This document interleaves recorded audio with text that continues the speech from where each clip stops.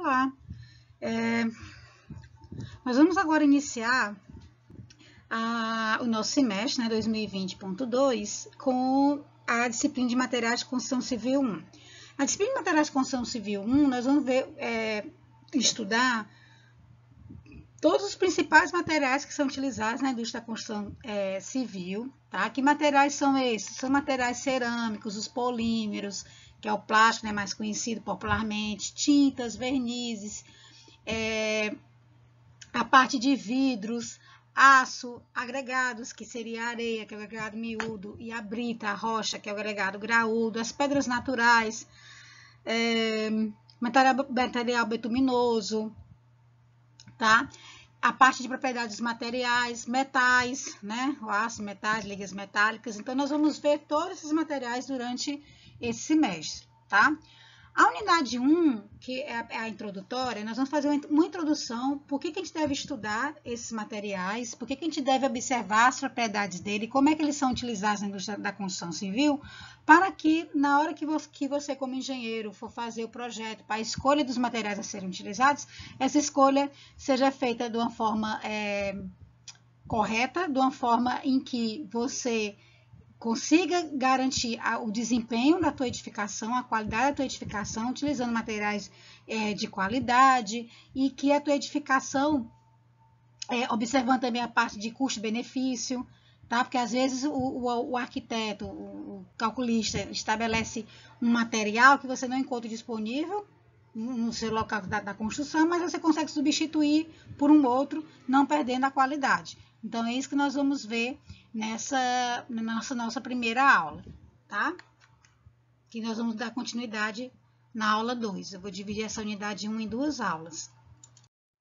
Então, qual a importância da gente estudar os tipos de materiais que nós utilizamos na indústria da construção civil?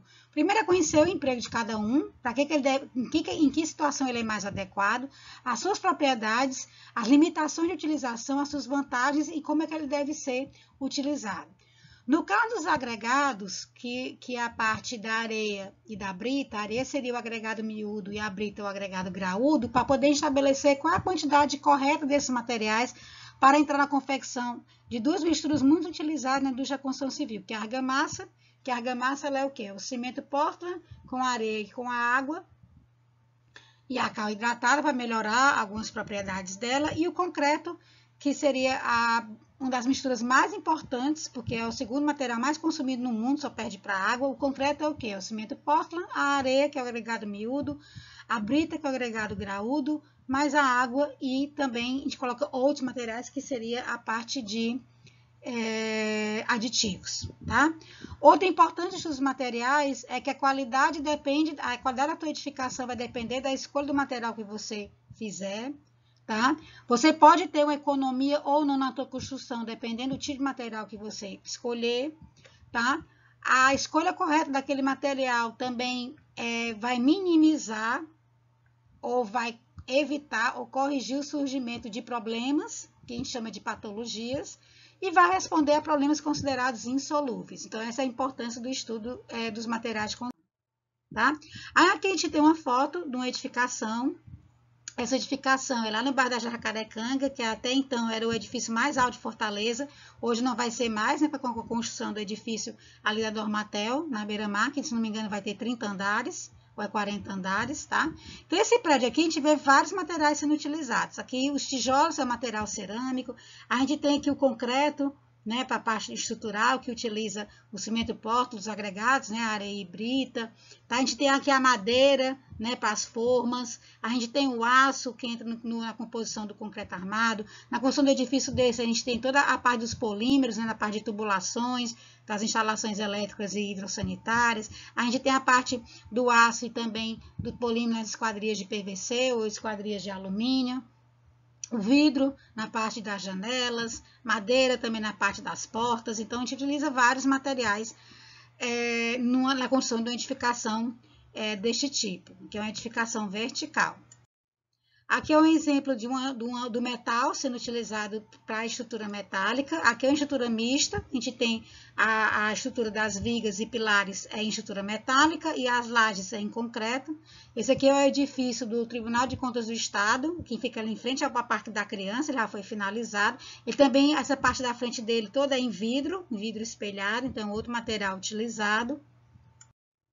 E quando acontece a falta de controle desses materiais, ocorrem vários problemas, né? Principalmente a parte da identificação via colapsar. Ano passado, em outubro do ano passado, teve o colapso daquele prédio chamado Andréa, ali no Dionísio Torres, que ali foi uma falta de manutenção à estrutura de concreto, né? Então, não tinha esse controle da qualidade do acompanhamento, quando começou a aparecer fissuras, que a armadura ficou corroída, então ocasionou o colapso da estrutura, né? Que há umas 2 semanas atrás saiu o resultado, né? Do laudo de que vai acionar judicialmente o engenheiro, né? E o mestre responsável pela avaliação, pela manutenção da estrutura que estava muito danificada dos pilares do pilotis. E aqui é uma foto de um edifício que caiu na Filipinas, na capital, em Manila. Então, essa falta de controle dos materiais pode ocasionar, tá, o colapso de edificações e matar várias pessoas. Então, eu digo sempre que o engenheiro civil, não estou aqui menosprezando o médico, né? Que o médico ele cuida das vidas de um paciente no hospital, mas o engenheiro civil que constrói as edificações, se a edificação dessa vier a colapso, ele mata várias pessoas, né? No edifício André foram 9 vítimas, né? Fatais. Então, aqui é um outro exemplo da falta do controle de materiais, que foi um edifício que desabou, tá? Onde tem essas setas vermelhas, né? Esse edifício desabou era no Rio de Janeiro, no bairro do Flamengo, tá? Também foi falta de controle dos materiais, também teve esse problema. E aqui a foto, tá? Daqui do edifício Andréa, como foi que ele ficou quando ele desabou no ano passado. Aqui os bombeiros agindo, né? Para poder prestar o socorro e encontrar se tinha vítimas, né, no desabamento, vítimas ainda com vida. Então, os materiais de construção, eles evoluíram historicamente.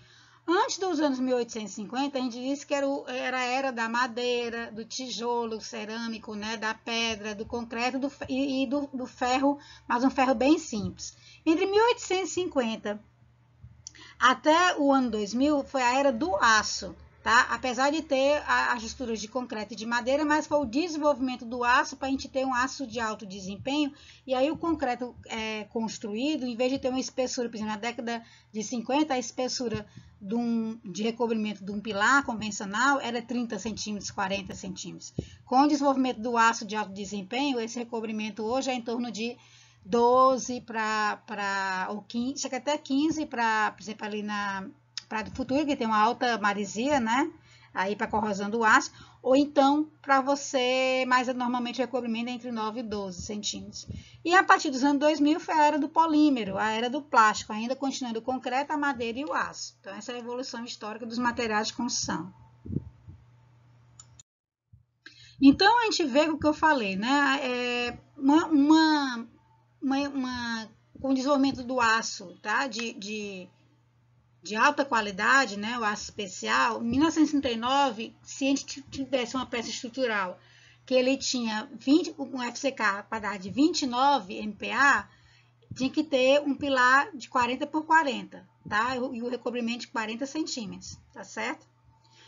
Em 1973, para um FCK de 45, 28 por 28, né? 73 para 65 MPa, vai entrar os concretos de alto desempenho, que são os CADs, 23 por 23, e em 1989-90, com esse CAD chegando a 105 MPa, é 15 por 15, tá? Então, nesse prédio da Normatel que está sendo construído ali na beira-mar, que ele tem 40 andares, o FCK tradicional, padrão, é de edificação vertical, até 22, 23, 25 andares, é entre 30 e 40 MPa. Esse, como é o dobro, ele tem 80 MPa de resistência, tá? Então, a gente vê como na evolução desse aço de alto desempenho, nós conseguimos diminuir o recobrimento. Então, a evolução dos consumos de materiais, ela está presente, né, em todas as atividades econômicas, né, atividades tecnológicas, tá? Então, a construção civil é a indústria, que é a segunda indústria que contribui para o PIB, né, que é o Produto Interno Bruto, tá? E a construção civil, ele produz bens, né, de dimensões físicas grandes e é o maior consumidor de recursos naturais, porque ele consome muita água, consome muita areia, consome muita pedra, né, rocha, tá? Consome muito calcário para produzir a cal, consome muita gipsita para produzir o gesso, tá? Então ele consome muita madeira para fazer as formas, né, do concreto armado. Hoje está sendo substituído pelas formas de plástico, né, de polímeros, mas a construção civil, ela é uma das maiores consumidoras de recursos naturais e também ela que produz mais desgaste ao meio ambiente. Ela polui muito também por causa dos resíduos da construção civil. Aí hoje a academia, ela tenta pensar como você reutilizar, né, esses resíduos da construção civil na construção. Por exemplo, dou um exemplo do antigo centro de eventos, que fica ao lado da universidade, né, da Unifor. Esse centro de eventos foi demolido ano passado e todo esse resíduo da demolição hoje está sendo utilizado na construção do novo estacionamento dos alunos da Unifor, como agregado para fazer toda a parte de pavimentação. Então, como é que deve ser feita a escolha dos materiais? A escolha dos materiais, tá certo? Ela leva em consideração o seu conhecimento técnico-científico como engenheiro, mas também leva em consideração questões associadas ao consumo de energia, poluição, como é que esse material vai ser descartado, né, que a gente chama de descarte, tá? A gente vai levar em consideração também as propriedades desses materiais que foram testados em laboratório, ou então as propriedades que foram verificadas em obra. Então, e vai depender muito da experiência acumulada do profissional, tá? Então, como é que se dá a escolha desses materiais. Então, quem escolhe ou especifica o material? Quem escolhe ou especifica é aquele que vai ter a responsabilidade de especificar corretamente. Geralmente, o arquiteto, quando ele faz o projeto básico, né, o projeto executivo, ele já especifica quais são os materiais que vão ser utilizados, né, no revestimento externo, revestimento interno. Então, o arquiteto, ele já diz muito desses materiais. Bem como o engenheiro calculista, ele vai dizer qual é o aço que vai ser utilizado, qual é o tipo de cimento que deve ser utilizado, né, que vai passar para a usina, tá, para fazer o concreto usinado, bem como o engenheiro elétrico, né, o eletricista vai fazer toda a especificação da instalação elétrica e o engenheiro civil que vai fazer toda a especificação dos materiais a serem utilizados nas instalações hidrossanitárias. Então, aqueles responsáveis pelos projetos é quem tem a responsabilidade de especificar corretamente esses materiais. Então, a escolha dos materiais, ela deve atender a diversos critérios de desempenho do material, custo, quanto é que ele custa, atender às normas técnicas, etc. Tá? E geralmente, quando você vai escolher esses materiais, você deseja que esse material consiga desempenhar, né, garantir uma boa qualidade. Tem que ter uma qualidade na especificação desse material para você fazer a aquisição correta e fazer o armazenamento dele, tá? Tem que ter qualidade na execução, na aplicação desse material, é muito importante, e também a qualidade na operação e manutenção. Nenhuma estrutura ela vai conseguir ter uma vida útil prolongada se você não tiver uma qualidade no uso e das devidas manutenções. Então, a importância do estudo da escolha dos materiais, ela envolve, as decisões devem ser tomadas, o ideal é que essas decisões devem ser tomadas ainda na fase de projeto, para evitar o refazimento, porque todo refazimento, se aparecer uma patologia, tem que destruir, tá, aquela peça, né, aquele pilar, aquela viga e construir novamente. Então, esse retrabalho é bem mais caro, porque você está utilizando mão de obra 2 vezes, enfim.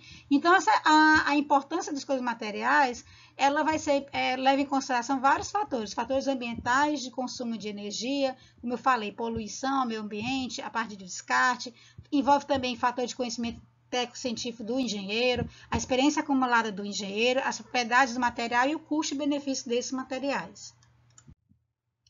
Então, eu vou falar brevemente sobre propriedades dos materiais, são propriedades físico-mecânicas, né, propriedades elétricas, térmicas, mas eu vou me detalhar mais as propriedades na unidade 2, tá? As propriedades materiais a ser consideradas quando a gente vai escolher o material são as propriedades físicas, elétricas, térmicas e mecânicas. As físicas é massa específica e densidade com relação aos agregados, né, miúdo e graúdo. Elétrica com relação aos metais, resistividade e condutibilidade. Propriedades térmicas, né, que é a parte, por exemplo, do tijolo, capacidade térmica, calor específico, condutividade, expansão térmica, tá? Que é a parte do concreto, do material cerâmico, por exemplo. Quando você tem uma edificação, você não consegue garantir que todos os lados, os quartos, os cômodos não estejam expostos a alguma parede externa ao sol. Então, quando você vai escolher o tipo de tijolo que você vai utilizar para aquele quarto que tá, por exemplo, essa tarde toda recebendo o sol, para não ficar muito quente, é você escolher um tijolo, não um tijolo de 9 centímetros, mas colocar um tijolo de 14, que é uma espessura maior, e aí vai garantir um isolamento térmico melhor, vai ficar, não é que o quarto não vai ficar quente, ele vai ficar menos quente, tá? E as propriedades mecânicas você tem que levar em consideração tensão, deformação, molacidade, plasticidade, ductibilidade, tenacidade, resiliência, fadiga, viscosidade e viscoelasticidade. Nós vamos falar tudo isso na unidade 2, sobre cada uma delas. Como é que esses materiais são classificados? Ele tem uma classificação técnico-científica que vai classificar os materiais como metais, material cerâmico, os polímeros, que é o plástico, né? Os compostos, semicondutores e biomateriais. Os metais, tá? Eles são compostos de ligas, né?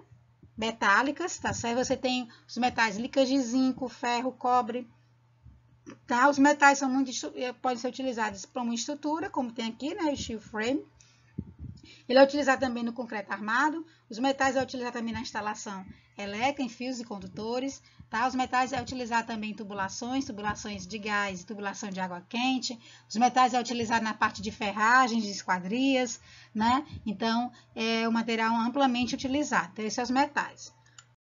A cerâmica, seu material cerâmico, ele vem proveniente da argila, tá certo? É um material que não é muito resistente ao impacto, né, à ruptura, tá certo? Ele é um pouco frágil, mas o material cerâmico ele é utilizado na parte de alvenaria, parte de paredes, na parte de telhados, na parte de coberta. Ele é utilizado também as tavelas que a gente vai mostrar na unidade específica. O material cerâmico é utilizado também para fazer aquela laje valterrana, tá? Para você fazer uma laje maciça, né, de concreto, tá? Então, você utiliza, esses materiais são realmente também muito utilizados para essa parte, principalmente de alvenaria, elevação de alvenaria e a parte de coberta. Os polímeros, que são os plásticos, tá certo? Os plásticos, eles vieram principalmente para substituir as tubulações antes de ferro fundido. Na década de 70, toda tubulação hidrossanitária é em ferro fundido. Hoje, as tubulações são em PVC, que é um tipo de polímero, tá? Qual é a vantagem desse tipo de polímero? Ele é barato, tem um baixo custo, tem uma baixa densidade. Você pode substituir com mais facilidade, tá? Então, você tem... só que você, quando um cano desse dá algum problema de vazamento, você tem que fazer... Você não consegue soldar como a tubulação de ferro fundido. Você vai ter que trocar a peça toda, tá? Então, mas ele tem um custo bem menor, tá? Do que as tubulações de ferro fundido. Os polímeros na construção, eles são utilizados em tubulações, instalações hidrossanitárias, em vasos sanitários, né, o tampo do vaso sanitário, são utilizados em esquadrias de PVC, os polímeros são utilizados também na parte daquela cobertura de borracha, desfios e condutores, tá? Tá bom para você não levar choque, né? Tem um polímero. Você utiliza também o polímero para produzir o concreto, para tornar o concreto mais leve. Então, tem várias utilizações, que nós vamos ver na unidade específica. Tá? Aí aqui tem a produção, né, de polímeros e consumo, de acordo com de alguns países, Estados Unidos, Canadá, Japão, Índia, América do Sul, África do Sul e a ex-União Soviética, que é a Rússia, né? A produção total e o consumo por habitante, consumo per capita. Os compostos, né? Os compostos, eles são denominados de materiais conjugados ou compostos, que você vai unir dois ou mais materiais, tá? Para você ter alguma propriedade específica, né? Aqui os compostos tá entrando aqui na telha, tá? Na coberta, tá certo? É onde você entra aqui compósito. E você tem os materiais semicondutores, né? Os semicondutores eles vêm, a base, o material predominante dele é o silício e o germânio, tá? Tem outros metais, como o cádmio, o telúrio, tá? E ele é muito utilizado em semicondutores na parte de coberta de estágios, como tem a coberta do estágio do Castelão, ela é feita nesse material semicondutor. Além disso, algumas informações gerais sobre materiais, por exemplo, você tem os metais. Os metais, eles apresentam uma boa condutividade elétrica e térmica, né? Mas eles têm elevada dutibilidade, ele é bem resistente. A cerâmica e os vidros, né? Eles geralmente são duros, mas são frágeis ao impacto, tá? Não tem uma boa condutividade elétrica e térmica, tá? São algumas informações gerais. Os polímeros, né? Eles não são muito, são pouco dúcteis, né? Eles não são muito, são um pouco frágeis, tá? Mas eles não são condutores elétricos, então isso é importante para poder recobrir os cabos, né? Para não levar choque elétrico. Os semicondutores, em geral, eles têm uma boa condutividade elétrica, tá? São informações gerais sobre esses materiais. Um outro tipo de classificação é a classificação segundo o desenvolvimento técnico-científico, tá? Que você classifica os materiais como naturais, desenvolvidos empiricamente, que é no laboratório, desenvolvidos com conhecimento científico, os materiais projetados e os não convencionais. Os naturais são aqueles que são pegos in natura, como a areia, a rocha, tá certo? O diamante, o couro, a madeira, borracha natural, né? São aqueles in natura, que não tenham quase ou nenhum tipo de beneficiamento. Os materiais desenvolvidos empiricamente são materiais que são coletados e trabalhados ou transformados em laboratório, segundo alguma experimentação adquirida ao longo do tempo, tá? Quem estão nesses dentro materiais o ferro fundido, as cerâmicas, o vidro, o cimento, o concreto, tá? E os materiais desenvolvidos com conhecimento científico são materiais que surgiram de acordo com algumas pesquisas, principalmente entre os anos 1850 e 1950, que materiais são esses, tá? São os ácidos inoxidáveis, que vêm da série combinação de ligas metálicas, os termoplásticos, né, que é um polímero, termorrígidos, elastômeros, tá? Certas ligas de alumínio, titânio e magnésio, eles vieram desse desenvolvimento com conhecimento científico. E os materiais projetados, você vai estudar a composição dele e propriedades e função, e você não se atém a só esses estudos, tá? Mas você vai projetar esse material para a necessidade específica que ele deve atender, a finalidade que ele deve atender. Quem são esses materiais? São os reatores nucleares, os aços de ultra alta resistência, tá? As ligas, os vidros metálicos, são esses tipos de materiais. Tá? Os materiais não convencionais, eles são aqueles materiais que você não é utilizado, assim, você tem algumas utilizações especiais dele. Uma forma de mostrar esses materiais não convencionais é como a gente tem a parte do bambu, tá certo? O bambu é um material não convencional. O adobe, que é o tijolo de terra, também é um material não convencional, tá? Então, aqui na próxima aula eu vou mostrar uma ilustração e a gente vai dar continuidade a essa unidade 1 sobre seleção dos materiais. Toda a nossa bibliografia, nossas referências com relação às aulas de materiais de construção civil 1, elas vão estar como livro principal, o livro do Falcão Bauer, Materiais de Construção, volume 1, tá? E o segundo livro seria o livro do Ibracô de Materiais de Construção e Princípios da Ciência e Engenharia dos Materiais.